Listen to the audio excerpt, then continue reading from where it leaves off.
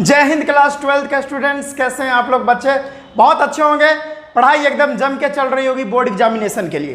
तो आज के इस वीडियो में हम लोग जानते हैं किस चीज़ के बारे में बात करने वाला है, एजियोट्रॉपी, या उसी को हम एजियोट्रॉपिक मिक्सचर बोलते हैं। ठीक है, यानी एजियोट्रॉपिक मिक्सचर पढ़ना है और इस फेनोमेनन को हम एजियोट्रॉपी बोलते हैं। तो आज के इस वीडियो में हम लोग यही चीज़ देखने वाले हैं और इसका ग्राफ जो बनेगा उसको भी हम देखेंगे, बहुत इंपॉर्टेंट है, तो इसको देखेंगे आज के इस वीडियो में। जी हाँ, स्टार्ट करते हैं। मेरा नाम है विजेतानंद और आप देख रहे हैं आप ही का चैनल एकलव्य वाटिका। तो आइए शुरू करते हैं। बाहर काफ़ी तेज़ वर्षा हो रही है, लाइट का कोई मतलब, गांव है भाई, गांव में हम रहते हैं, लाइट पर कोई विश्वास नहीं है कब नहीं है। बाहर काफ़ी तेज़ वर्षा हो रही है, इधर थोड़ा भी तेज़ी से वर्षा होता है ना, लाइट कट जाती है। तो क्या पता अभी हम बना रहे हैं, लाइट कट गई तो क्या पता अब आज नहीं ही हो पाएगा, फिर कल इस वीडियो को रीशूट करेंगे। चलिए कोई बात नहीं है, आप ही लोगों के लिए हम इतना मेहनत कर रहे हैं, थोड़ा सपोर्ट दिखाइए। तो चलिए स्टार्ट करते हैं हम पढ़ना एजियोट्रॉपी एंड एजियोट्रॉपिक मिक्सचर। समझिए बच्चों, एजियोट्रॉपिक मिक्सचर कहते किसको है, बहुत इंपॉर्टेंट है, समझना है बारीकी से, स्लोली समझना है। ठीक है, क्या है? It is a liquid mixture. ये लिक्विड मिक्सचर होता है that has constant boiling point BP. अरे भाई साहब, बीपी का क्या मतलब होता है? Boiling point. ठीक है, हमारे स्कूल में एक बीपी मैम भी थी। ठीक है, तो वो बीपी मैम की बात नहीं कर रहा मैं, ये बॉइलिंग पॉइंट है। ठीक है, तो constant boiling point and whose vapour has the same composition as the liquid. कहने का मेरा मतलब क्या है, इसको बहुत अच्छे से हम लोग को समझते हुए चल रहा है। ठीक है, बहुत इंपॉर्टेंट है ये। क्या है?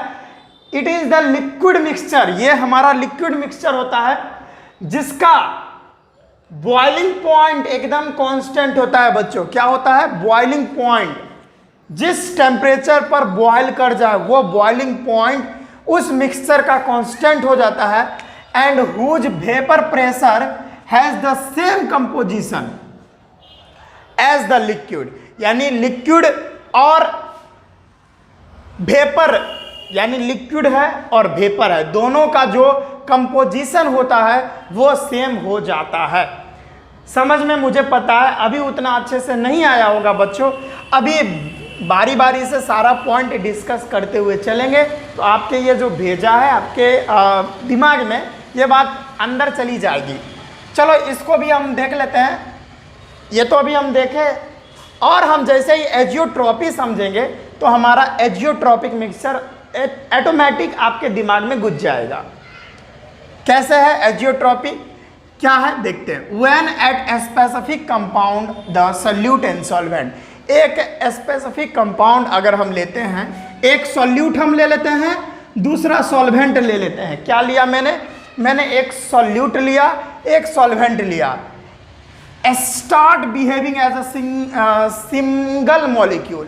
सिंपल नहीं है, सिंगल मॉलिक्यूल। मेरे बात कहने का मतलब, मैंने एक सॉल्यूट लिया और मैंने एक सॉल्वेंट लिया, दोनों जब बनेंगे तो हमारा क्या बनेगा, यानी सॉल्यूट लिया मैंने और मैंने सॉल्वेंट लिया। ठीक है, और उसके बाद अगर ये दोनों सॉल्यूशन बनेंगे, यानी सॉल्यूट और सॉल्वेंट मिलके अगर कोई सॉल्यूशन बनेगा तो ऐसा लगेगा कि यह सॉल्यूट और सॉल्वेंट एक ही मॉलिक्यूल है। क्या भाई? सॉल्यूट और सॉल्वेंट एक ही मॉलिक्यूल है, क्योंकि एक ही मॉलिक्यूल जैसा बिहेव करेगा। और करेगा क्यों? क्योंकि होता क्या है कि इसका यानी सॉल्यूट और सॉल्वेंट दोनों का मेल्टिंग पॉइंट जो है ना, यानी बॉइलिंग पॉइंट जो है, मेल्टिंग नहीं, इनका जो बॉइलिंग पॉइंट है वो बराबर हो जाता है। सपोज हम बात करते हैं सॉल्यूट का, कुछ भी मेल्टिंग पॉइंट हो सकता है, जैसे हम मान लेते हैं 373 केल्विन, 473 केल्विन मान लेते हैं। अगर इसका 373 केल्विन है टेम्परेचर, बॉइलिंग पॉइंट, तो यहां पर आने के बाद, यानी जब इसका मिक्सचर बनेगा, यानी जब इसका सॉल्यूशन बनेगा बच्चों, तब इस दोनों का जो बॉइलिंग पॉइंट होगा वो सेम हो जाएगा। क्या हो जाएगा? सेम हो जाएगा। है ना बहुत लाजवाब बात। यानी क्या करना है, हमें एक सॉल्यूट लेना है जो कि लिक्विड फॉर्म में होगा, हमें एक सॉल्वेंट लेना है जो कि लिक्विड फॉर्म में होगा। इसका टेम्परेचर अलग होगा, यानी इसका बॉइलिंग पॉइंट अलग होगा, इसका बॉइलिंग पॉइंट अलग होगा। और जब हम सॉल्यूट और सॉल्वेंट को किसी फिक्स्ड कंपोजिशन में, क्या बोला मैंने, फिक्स्ड कंपोजिशन में, इसका कंपोजिशन, सॉल्यूट का कंपोजिशन और सॉल्वेंट का कंपोजिशन हम लोग को फिक्स रखना है। तो अगर हम सॉल्यूट लेंगे लिक्विड फॉर्म में, अगर हम लोग सॉल्वेंट लेंगे लिक्विड फॉर्म में और उसका कंपोजिशन हमने फिक्स रख दिया, तो क्या होगा यहाँ पर, एक्स सॉल्यूशन, यानी इस दोनों का जो सॉल्यूशन बनेगा तो उसका जो मोल फ्रैक्शन होगा, एक्स का मतलब तो मोल फ्रैक्शन होता है, तो सॉल्यूशन का जो मोल फ्रैक्शन बनेगा वो इक्वल हो जाएगा mole fraction in vapour phase, mole fraction in vapour phase के बराबर हो जाएगा। यही बात ऊपर जो लिखा हुआ है ना, इतना राम कहानी, इसका मतलब यही है।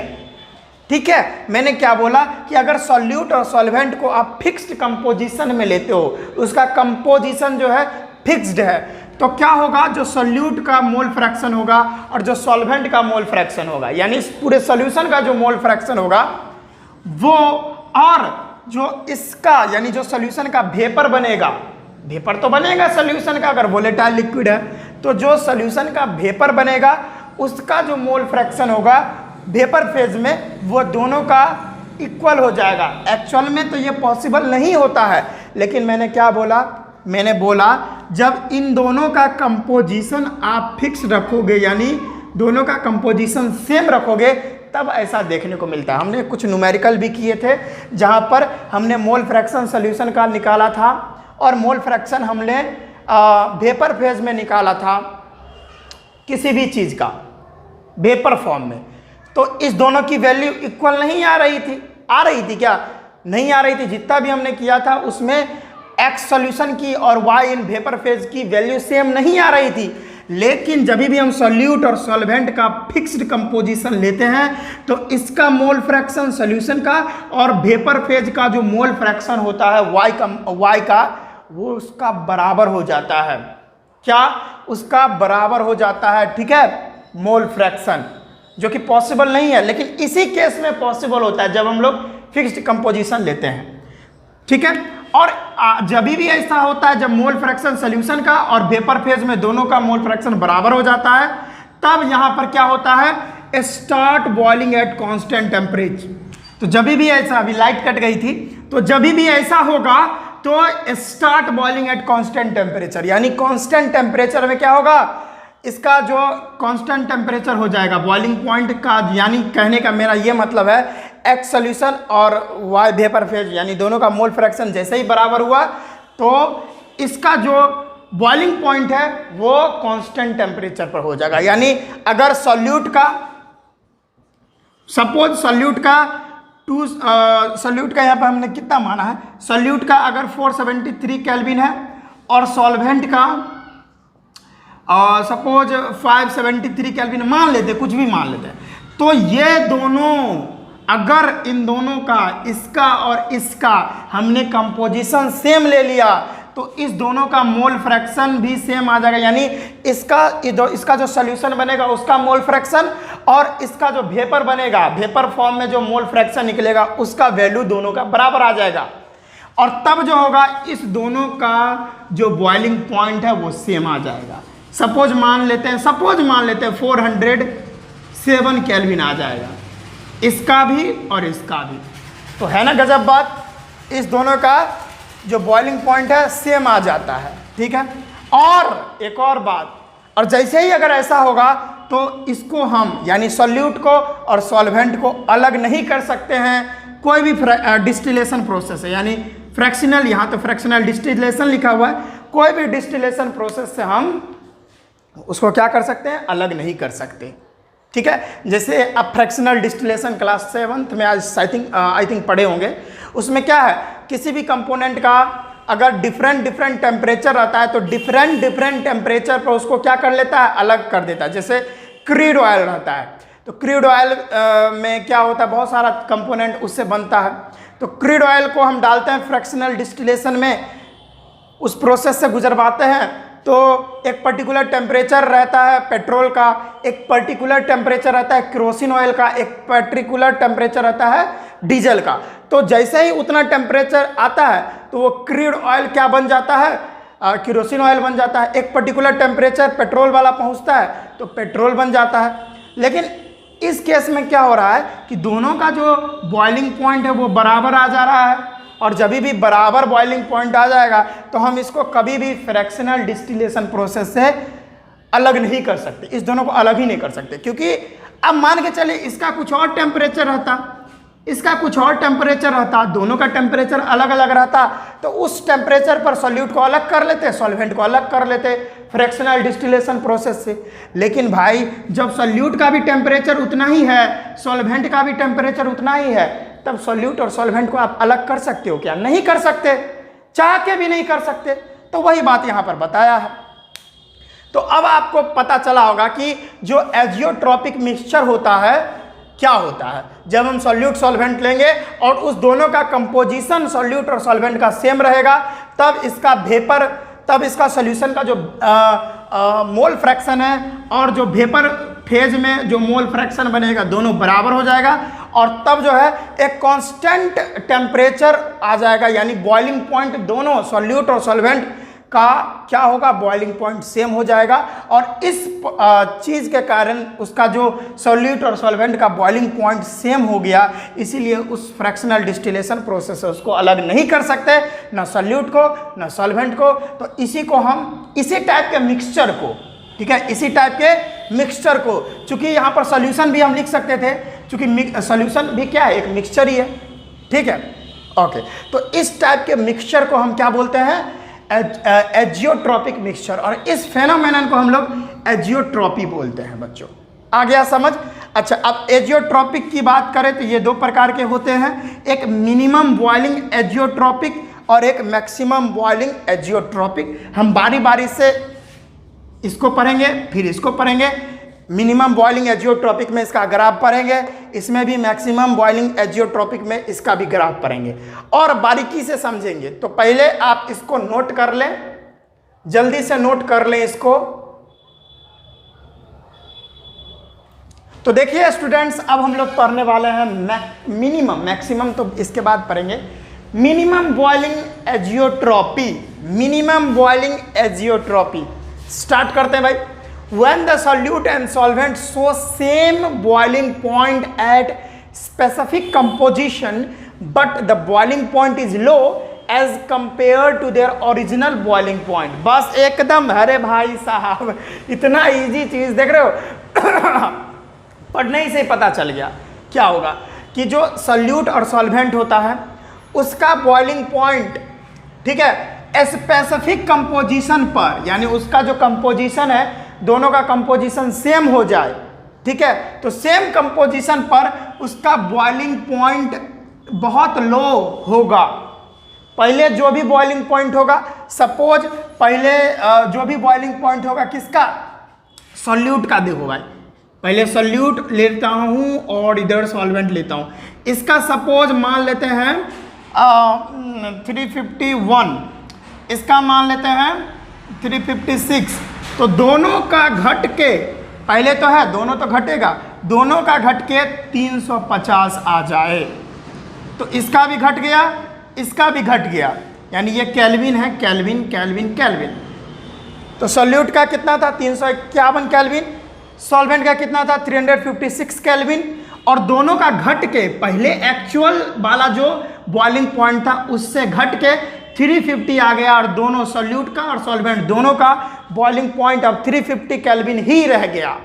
तो वही बात हमारा मिनिमम बॉइलिंग एजियोट्रॉपी बोल रहा है कि जब सॉल्यूट और सॉल्वेंट को हम लेते हैं और दोनों का बॉइलिंग पॉइंट स्पेसिफिक कंपोजिशन पर उसका बॉइलिंग पॉइंट पहले से घट जाता है, पहले से घट जाता है, पहले जो बॉइलिंग पॉइंट रहता है उससे घट जाता है as compare to original boiling point. जो पहले बॉइलिंग पॉइंट उसका रहता है उससे बॉइलिंग पॉइंट अगर दोनों का घट जाता है, तब इस तरह के हम एजियोट्रॉपी को मिनिमम बॉइलिंग एजियोट्रॉपी बोलते हैं, क्योंकि पहले तो ज़्यादा था।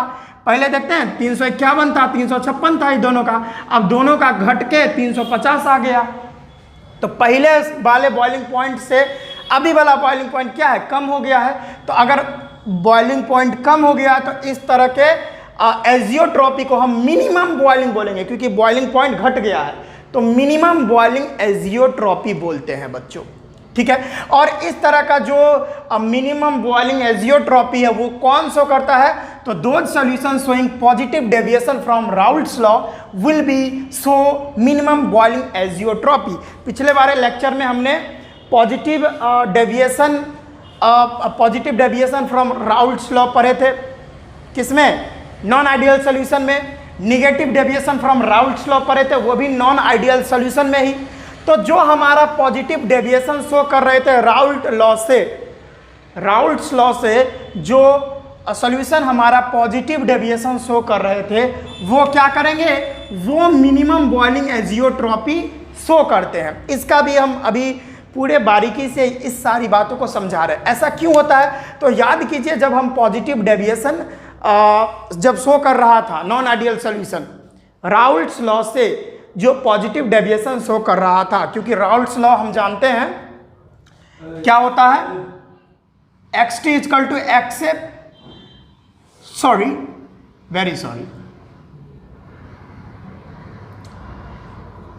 PT बराबर P not A x a plus P not B x b होता है। ये राउल्ट्स लॉ है। और ये राउल्ट्स लॉ पर क्या होता था कि इन दोनों की वैल्यू इस P टोटल से क्या हो जाता था, ज़्यादा आ जाता था। अगर P टोटल की वैल्यू 20 से 22 अगर भाग जाए, पहले 20 है लेकिन अब जो है राउल्ट्स लॉ के विपरीत चला गया, राउल्ट लॉ का रूल फॉलो नहीं करता है नॉन आइडियल सॉल्यूशन। तो अगर टोटल वैल्यू पार्शियल प्रेशर यानी जो हमारा वेपर प्रेशर है पूरे सॉल्यूशन का वो 20 आना चाहिए था, लेकिन 20 से 22 चला जाता है तो हमारा पॉजिटिव डेविएशन शो करता है। और ऐसा क्यों होता है वो भी मैं बता देता हूं, क्योंकि due to weak intermolecular force between solute and solvent their boiling point is decreasing as compare to their original as compared to their pure form because they have a strong intermolecular force। मैं एक बात लिखना चाहूँगा लेकिन जगह नहीं है तो मैं इसको मिटा लेता हूँ फिर आपको समझाता हूँ। याद कीजिए जब पॉजिटिव डेविएशन हम लोग देख रहे थे वहाँ पर हम लोग क्या ले रहे थे, सॉल्यूट, क्या ले रहे थे, सॉल्यूट,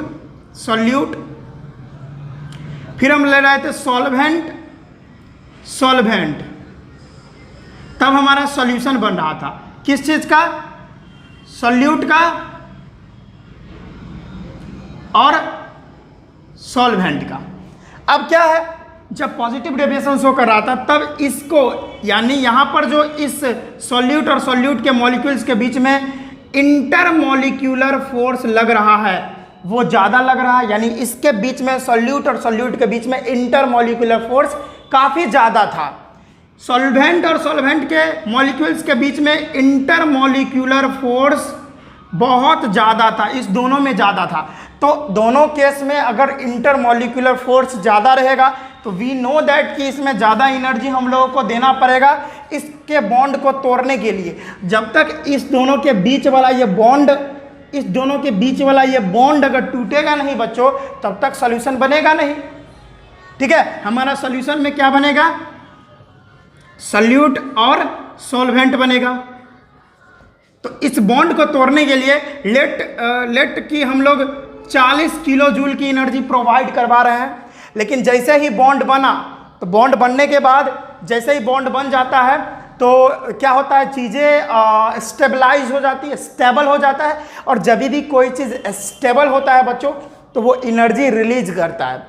तो सपोज इसको स्टेबल होने के लिए चूंकि सॉल्यूट और सॉल्वेंट के बीच में जो बॉन्ड बना वो बहुत कमज़ोर बॉन्ड बना, बहुत वीक बॉन्ड बना। यहाँ पर नो डाउट कि बहुत स्ट्रॉन्ग बॉन्ड है। राउल्ट्स लॉ के हिसाब से राउल्ट अंकल जो है वो चाहते थे कि भाई इसका सॉल्यूट के बीच में जो इंटरमॉलिक्यूलर फोर्स है वो ज़्यादा है, सॉल्वेंट के बीच में इंटरमॉलिक्यूलर फोर्स ज़्यादा है, तो सॉल्यूट और सॉल्वेंट का जो सॉल्यूशन बनेगा उसके बीच में जो इंटरमॉलिक्यूलर फोर्स है वो भी ज़्यादा होना चाहिए।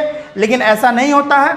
यहाँ ज़्यादा है, यहाँ भी ज़्यादा है, लेकिन इसके बीच में सॉल्वेंट और सॉल्यूट के बीच में जो बॉन्ड बनता है वो बहुत वीक बॉन्ड बनता है, और वीक बॉन्ड बनने के कारण सॉल्यूट और सॉल्वेंट एक दूसरे से तुरंत दूर जाने लगते हैं, और दूर जाने लगते हैं तो भाई जानते ही हो उसका वेपर बहुत जल्दी से बनने लगता है।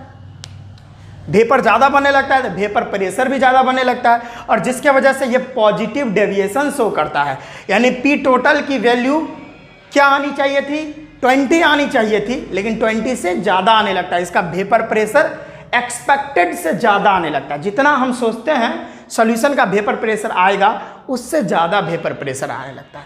तो ये हमारा पॉजिटिव डेविएशन शो करता है, जो हमने नॉन आइडियल सॉल्यूशन में पढ़ा था। यहाँ भी लिखा गया है कि जो वीक यहाँ पर due to weak intermolecular force, solute और सॉल्वेंट के बीच में वीक इंटरमोलिकुलर फोर्स होता है, और भाई वीक इंटरमोलिकुलर फोर्स है तो कम, अरे इसके बीच में फोर्स कम लग रहा है तो बहुत कम बॉइलिंग पॉइंट होगा ना।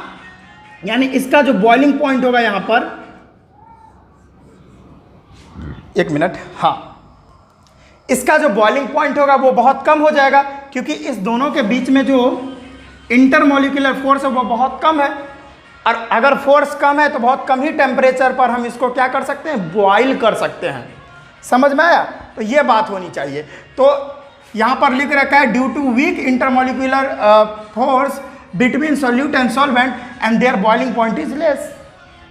सॉल्यूट और सॉल्वेंट के बीच में जो इंटरमोलिकुलर फोर्स जो है वो बहुत ही क्या है, कम है, जिसकी वजह से बॉइलिंग पॉइंट इसका कम है। समझ में आया?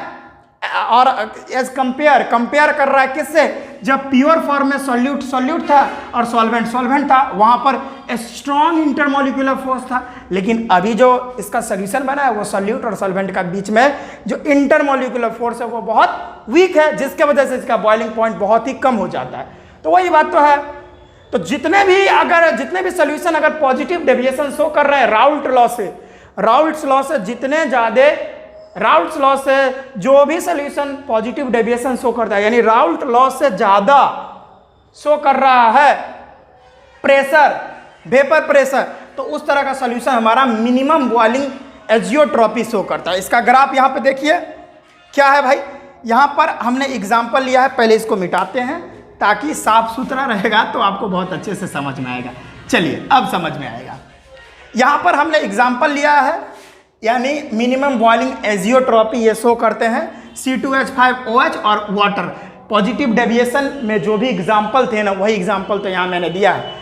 यानी यहाँ पर इथेनॉल और वाटर लिया है, इसमें हम इसका कंपोजिशन 95 रखते हैं, इसका कंपोजिशन 5% रखते हैं। बुक में ये भी दे देता है 0.95 और 0.5 वाटर का, तो दिक्कत नहीं है, दोनों सेम ही चीज़ है। ठीक है, अब 95% लिया है, देखिए परसेंटेज से करके यहाँ पे ले आया, ठीक है, वो आप समझ लेना। तो 95% है, तो यहाँ पर हम इसका इधर इस साइड हम फ्रैक्शन लेते हैं, क्योंकि इस साइड प्रेशर होना चाहिए, तो हम यहाँ पर बॉइलिंग पॉइंट लेते हैं, क्योंकि बॉइलिंग पॉइंट की ही बात हो रही है। अब देखिए यहाँ पर x यानी फ्रैक्शन हम लेते हैं किसका, C2H5OH का 100%, और इसका फ्रैक्शन लेते हैं 0%। तो भाई 0% है तो इसका तो कुछ ना कुछ बॉइलिंग पॉइंट होगा ही नहीं। अब कोई भी चीज़ का कंपोजिशन है ही नहीं, बिल्कुल है ही नहीं, उसका बॉइलिंग पॉइंट होगा क्या, कुछ नहीं होगा। तो यहाँ पर 0% इसका है वैल्यू, तो इसका बिल्कुल बॉइलिंग पॉइंट नहीं होगा। लेकिन C2H5OH का जो बॉइलिंग पॉइंट होगा वो कितना होगा, 351.5 केल्विन होगा।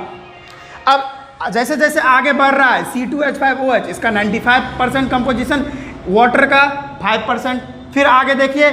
अब देखिए हमने बीच का पॉइंट नहीं लिया क्योंकि बहुत बड़ा बन जाता, तो समझ रहे हैं, इतना बड़ा ग्राफ बनाना पड़ जाता, तो हमने समझाने के लिए यहाँ पे ले लिया है कि C2H5OH अब 95 से 5 हो गया, अब वाटर 95 हो गया। अब यहाँ देखिए, यहाँ जाते जाते C2H5OH 0% हो गया, और यहाँ जाते जाते वाटर जो है 100% हो गया। तो वाटर अगर 100% हो गया तो वाटर का बॉइलिंग पॉइंट यहाँ पे चला जाएगा, यहाँ पर कुछ इसका बॉइलिंग पॉइंट होगा, और C2H5OH 0% है तो इसका कोई बॉइलिंग पॉइंट होगा ही नहीं। अब क्या करते हैं, देखिए इसका ग्राफ देखिए, यहाँ से यहाँ हमने मिलाया ना भाई, यहाँ से हमने यहाँ मिला दिया, क्योंकि यहाँ था, यहाँ से यहाँ हम इस तरह से मिला दिए। अब यहाँ से यहाँ ये स्लोप बन गया हमारा। अब यहाँ से यहाँ, अब चूंकि इस तरह से आना चाहिए था अकॉर्डिंग टू राउल्ट्स लॉ। क्या बोले, राउल्ट्स लॉ के हिसाब से हमारा ग्राफ यहीं तक रहना चाहिए, स्लोप ऐसा होना चाहिए। लेकिन क्या है, इससे भाई ज़्यादा आ रहा है, इससे क्या हो रहा है, इससे जो है हमारा बॉइलिंग पॉइंट ज़्यादा जा रहा है, सॉरी इससे बॉइलिंग पॉइंट कम जा रहा है, बॉइलिंग पॉइंट कम जा रहा है। तो यहाँ से हम इसको मिलाएंगे,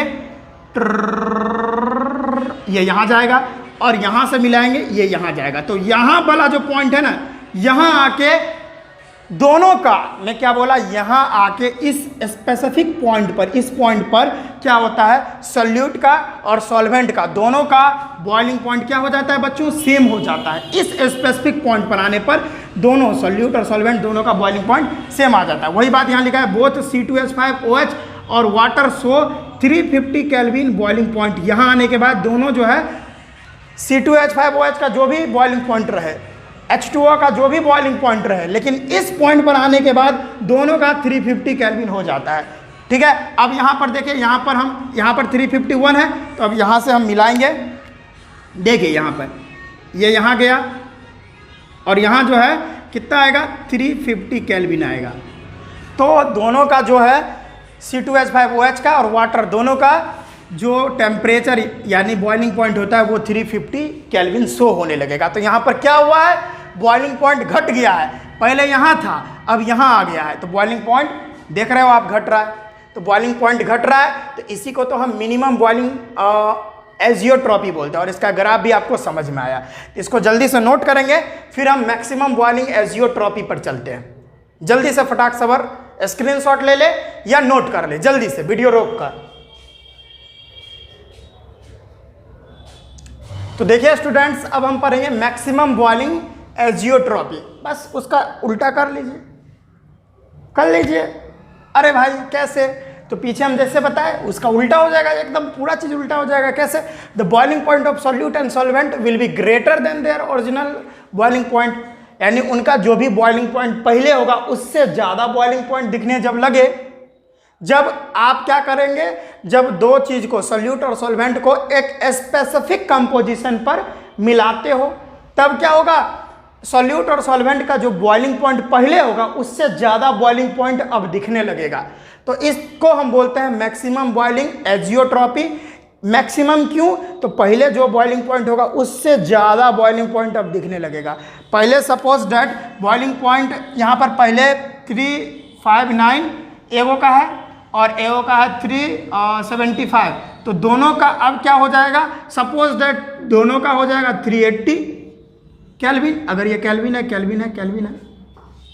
तो क्या हुआ, पहले से ज़्यादा इसका बॉइलिंग पॉइंट हो गया है, तो इसको हम बोलते हैं मैक्सिमम बॉइलिंग एजियोट्रॉपी। पहले से बॉइलिंग पॉइंट अब ज़्यादा बॉइलिंग पॉइंट हो गया, पहले इतना बॉइलिंग पॉइंट था अब इतना बॉइलिंग पॉइंट हो गया, बॉइलिंग पॉइंट क्या हो गया, प्लस में आ गया, बॉइलिंग पॉइंट ज़्यादा आ गया, इसको मैक्सिमम बॉइलिंग एजियोट्रॉपी कहते हैं। और भाई जो बॉइलिंग पॉइंट यानी मैक्सिमम बॉइलिंग एजियोट्रॉपी कहाँ से होता है, जो निगेटिव डेविएशन शो करते हैं, राउल्ट्स लॉ का निगेटिव डेविएशन शो कैसे करते हैं आपको पता था, जिसमें क्या होता था कि due to a strong intermolecular force, चूंकि मैं बताता हूं, हम लोग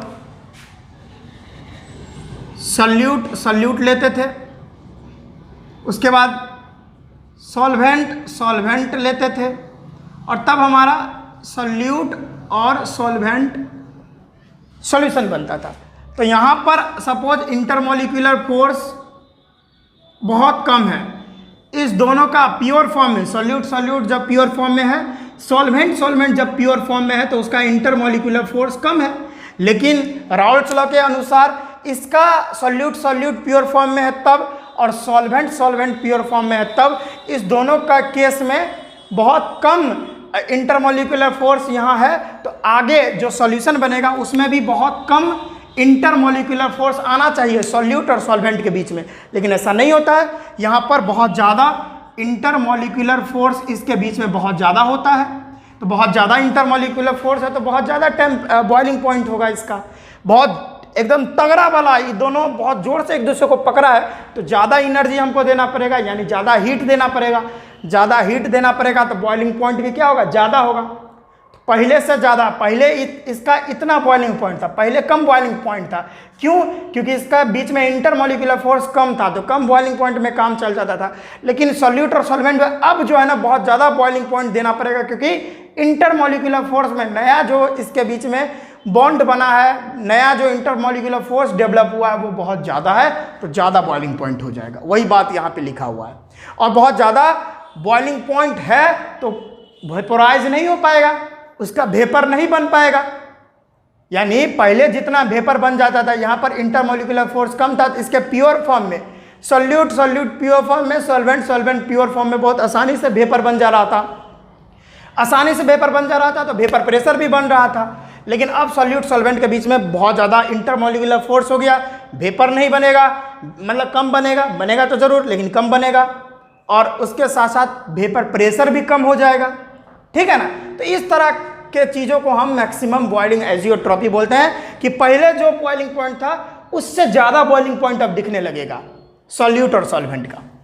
ठीक है, चल इसी को मैक्सिमम बॉइलिंग एजियोट्रॉपी बोलते हैं। इसका ग्राफ देख लीजिए, यहाँ पे देखिए, इसका एग्जाम्पल हो जाएगा HNO3 और वाटर, जो कि निगेटिव डिविएशन शो करते हैं। इसका 68 और इसका कंपोजिशन 32 लेते हैं, तब देखिए क्या होगा। यहाँ पर फ्रैक्शन होगा नीचे, यहाँ पे बॉइलिंग पॉइंट, उधर भी बॉइलिंग पॉइंट। अब देखिए भाई, यहाँ पर HNO3 लिए 100%, यहाँ पर वाटर लिए हैं, इसका 0% है, तो 0% है तो इसका बॉइलिंग पॉइंट कुछ होगा ही नहीं। HNO3 का बॉइलिंग पॉइंट कितना हो जाएगा? 359 केल्विन। फिर आगे बढ़ेगा 68% और 32% हम ले लेते हैं, फिर धीरे धीरे ये घटते जाएगा और यहाँ जाके 0 हो जाएगा, और नीचे वाला यानी XH2O बढ़ते जाएगा और यहाँ पर 100 हो जाएगा। 100 के केस में क्या है, यहाँ पर 373 केल्विन आ गया, वाटर का सबसे ज़्यादा बॉइलिंग पॉइंट यहाँ पे। अब यहाँ पर स्लोप बनाओ आप लोग, यहाँ से लेकर यहाँ तक इसको मिला दो। राउल्ट लॉ ऐसा चाहता था, लेकिन भाई यहाँ पर क्या हो रहा है, निगेटिव डेविएशन हो रहा है। तो जैसा आप चाह रहे थे वैसा तो प्रेशर होगा नहीं, वैसा तो टेम्परेचर होगा नहीं यहाँ पर, तो यहाँ पर ऐसा शो करेगा। यहाँ पर इस तरह से इसको मिलाइए और यहाँ से लेकर इसको मिलाइए, और यहाँ पर जो होगा ना ये हो जाएगा आपका। यहाँ पर क्या होगा, HNO3 68% और H2O जो है यहाँ पर 32% है। इस केस में क्या होगा, सेम बॉइलिंग पॉइंट हो जाएगा। यहाँ पे देखिए, इस यहाँ पर ये जो पॉइंट है ना, यहाँ पर ये पॉइंट पर क्या होगा, HNO3 68% जब रहेगा कंपोजिशन, और जब वाटर 32% रहेगा, तो इसका जो बॉइलिंग पॉइंट होगा एकदम सेम हो जाएगा। कंपोजिशन अगर देखिए बोला ना स्पेसिफिक कंपोजिशन में, तो इस कंपोजिशन में इसका बॉइलिंग पॉइंट सेम होने लगा है, 68% और 32% वाटर वाला में सेम बॉइलिंग पॉइंट। ठीक है, अब यहाँ पर देखिए, यहाँ से लेकर यहाँ तक इसको मिलाइए, तो अब जो बॉइलिंग पॉइंट होगी ना, तो वो हो जाएगी 393 केल्विन। तो अब देखिए, पहले वाला जो बॉइलिंग पॉइंट था वो 359 केल्विन था। अब जो यहाँ पर देख रहे हैं, यहाँ पर हमने मिलाया तो 393 केल्विन हो गया। तो इसका अब पहले जो बॉइलिंग पॉइंट था इन दोनों का, सॉल्यूट और सॉल्वेंट का, वो कितना था, वो था 359। देख रहे हैं, 359 पहले था, अब कितना हो गया, 393 केल्विन। तो क्या हुआ, पहले से ज़्यादा बॉइलिंग पॉइंट बढ़ गई है। तो इसी को तो मैक्सिमम बॉइलिंग एजियोट्रॉपी बोलते हैं ना बच्चों। ठीक है, आ गया समझ में बच्चों? तो यही था, आई थिंक आपको बढ़िया से समझ में आया होगा, लेक्चर समझ में आया होगा बढ़िया से। इसको जल्दी से नोट करेंगे। चलिए बच्चों, इसको आपने नोट किया, तो आज के इस वीडियो में बस हम इतना ही रखते हैं, और हम मिलते हैं नेक्स्ट वीडियो में। इससे पहले जितना भी लेक्चर्स हो चुका है उसका प्लेलिस्ट आपको डिस्क्रिप्शन में मिल जाएगा, उसका लिंक, वहाँ जाइए, लेक्चर 1 से देख के आइए। ठीक है, अब हमारा सॉल्यूशन चैप्टर बहुत जल्द कंप्लीट होने वाला है। ठीक है, तो हम मिलते हैं नेक्स्ट वीडियो में। पढ़ाई करते रहिए, खूब तरक्की कीजिए लाइफ में, एकदम रगड़ के पढ़ाई कीजिए। तो हम मिलते हैं नेक्स्ट वीडियो में, तब तक के लिए जय हिंद।